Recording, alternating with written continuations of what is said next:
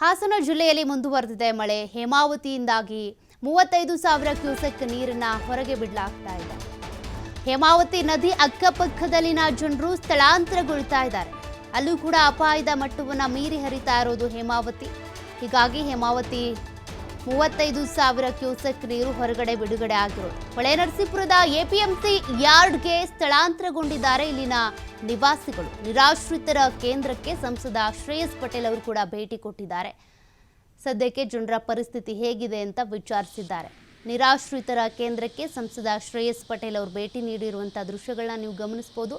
ಸದ್ಯ ಹೇಮಾವತಿ ಜಲಾಶಯದ ನೀರಿನ ಮಟ್ಟ ಕೂಡ ಹೆಚ್ಚಾಗ್ತಾ ಇದೆ. ಹೇಮಾವತಿ ಜಲಾಶಯದಿಂದ 35,000 ಕ್ಯೂಸೆಕ್ ನೀರನ್ನು ಹೊರಗೆ ಬಿಡಲಾಗ್ತಾ ಇದೆ.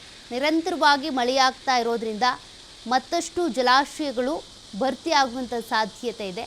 ಯಾವ್ಯಾವ ಜಲಾಶಯದಲ್ಲಿ ಎಷ್ಟೆಷ್ಟು ನೀರಿನ ಮಟ್ಟ ಇದೆ ಅನ್ನೋದನ್ನು ನೀವು ಗಮನಿಸ್ತಾ ಇದ್ದೀರಾ.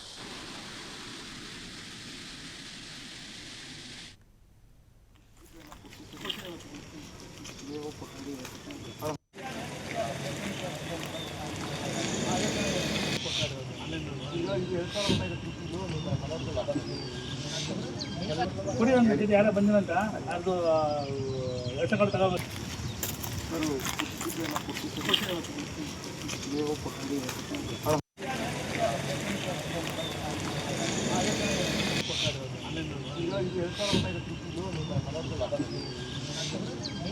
ಕುಡಿ ಒಂದು ಯಾರ ಬಂದಿರಂತ ಅದು ಎಷ್ಟಗಳು ತಗೋಬೇಕು.